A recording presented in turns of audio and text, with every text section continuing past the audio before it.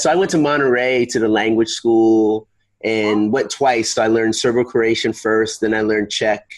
Then I learned German because I was in Germany and stuff. But I dropped Spanish after 5 minutes in high school. How funny is that? That is funny. And I never forgot it. Es Susana en casa, no en la cocina. Donde está la sala, no en la cocina. So I would have had Spanish. So I had it in me, but I was a knucklehead. I was silly. And I said, this is stupid. What am I ever going to need this for? And then the military discovered it in me. Yeah. That's crazy. And then you actually wound up learning much more difficult languages, like Slavic languages. No, right. Like much harder. Right. Yeah. But so you're unique, sets you apart. Yeah. Oh, absolutely. Yeah. So I have blown people's minds in different hotels around the world because I can tell accents. So I can tell an Eastern European accent.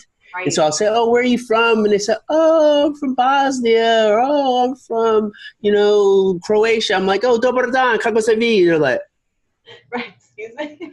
What? Are you an American and you speak Serbian? So I tended to be quite the novelty in a lot of places because people would start talking about, there's this American and he speaks, whatever. And so people would come to my room to deliver things. Are you the American that speaks? I'm like, yeah. And they start saying something. I say something back. They're like, that is so good. Right? And they go back and tell other people. So there would be like small crowds outside of my hotel rooms.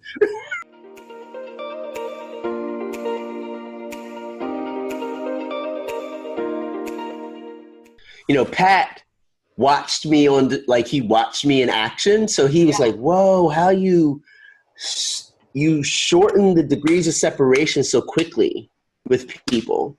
Yeah. And he said, but you have a really clear strategy, like how you're doing it. And I said, well, I've been a lot of places. I've traveled a lot and I'm naturally curious about people's stories. Yeah. So I'm not asking you in some kind of brush you off manner where when people ask, how are you doing? Right. And then they keep walking past you. Right? It's very American, right? And so I like to ask now during COVID, I won't ask how you're doing. I tend to ask what's giving you hope now. Ooh, I like that. And people would pause. They go, oh, because most people are, how you doing? And everybody goes, oh, I'm okay. Yeah. That's so transactional. Right. And so I like asking questions that make you pause and then you got to give me a response. And it gives me a glimpse into who you are. And once I can get that little bit of opening, then we got a chance, right? To have a real exchange, a real conversation versus this transactional thing. And so that's my whole thing. How can I be more transformational than transactional with somebody? I think even your hat does that too. Come on now. You know what's up, Katrina? That's all part of that thing. So my buddy talks about, he said, so I had this symbol, I use this, right? It's a grammatical thing, the interrobang. Yeah. So he said, but you're a human interrobang. You're all about curiosity and energy. He said, I'm going to make some hats for you. So he's a designer. He lives in New York. So he's got some little bodega set up or something. I don't know how but he started sending me hats. Wow. And he said, look, I set up a thing. If you want to get them made, you can get them made here and stuff. So so people, when they ask, so I will send one to you, send me your address, but that's the unlock. You have to ask about the hat. Like a lot of people just watch it and like be curious about it. But some people like you ask, they're like, hey, your hat. Ding, ding, ding, ding, ding, ding, ding.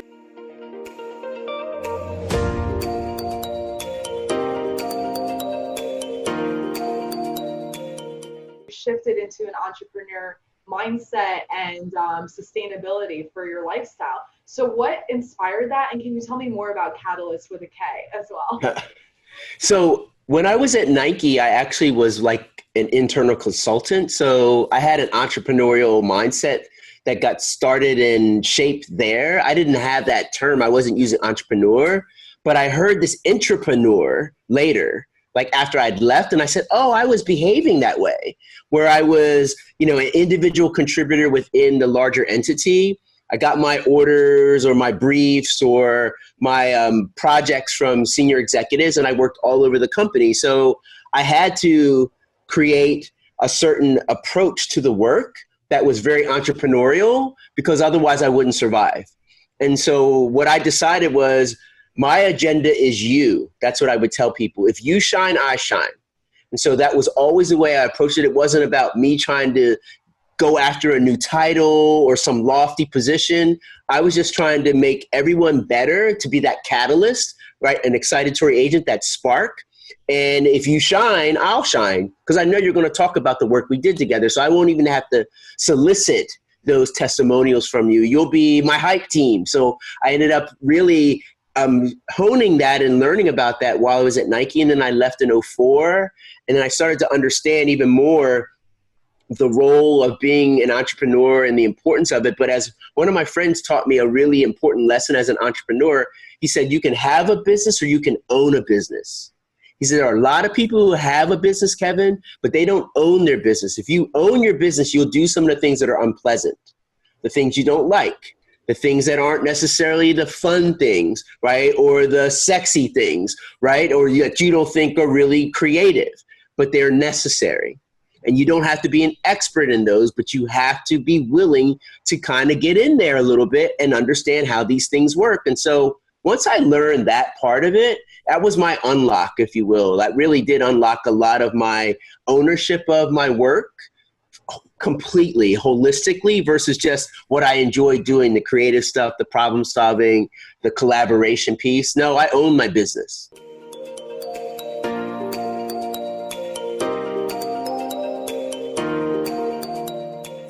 Your value of your own personal time shift at all from when you were that individual contributor to when you were owning your own business? I think I've always thought about time as being really precious, especially time with my family. So what I decided to do was not measure it by the hours in a day, minutes, seconds. It was more, am I present or not? So I would treat it more that way, so that if I'm here, I'm here. And I would tell my family, if I didn't have a lot of time, but I can give you this, and I'm here. And we started lots of little rituals and practices of, muting the TV, just really signaling I'm here. So as my grandfather would say, be where your feet are, right? Oh my God. I have that tattooed on my foot. Shut your face. I'm not joking. I love it. That's what's up. That's what's up. Yes, you're like my peoples. I love this. Yeah. Yeah. So that's how I look at time. It's just be present. Be where your feet are for the time you can. Maybe I only have 5 minutes. Maybe it's only 30 seconds, but I'm here. Yeah. And I'm not distracted. I'm not looking. I'm here for you. And my family has grown to understand that about me. That when I mute the TV, I'm signaling, let's go. What do you need to talk about?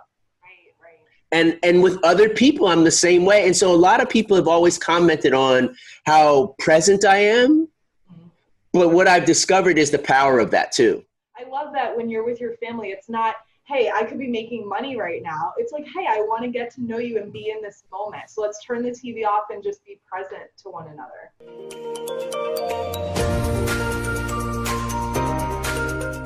Resilience is not the bounce back.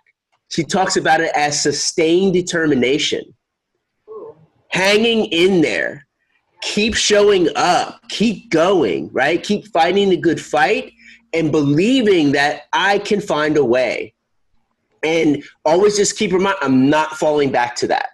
Right. And before you know it, you start stacking things, right? You're stacking wins. They might be little wins, but you look up and I'm not my history there. I'm not my past. There's this beautiful little quote. Yeah. A pessimist sees the difficulty in every opportunity. An optimist sees the opportunity in every difficulty. Love that. So true. If everybody's doing their part, everybody gets lifted and humanity for the win. Then we win the day. I mean, we can win the day, right? So just do your part, right? And keep showing up and keep going. Love it, Kevin. You're fantastic. Take good care. Have a great weekend. Ciao.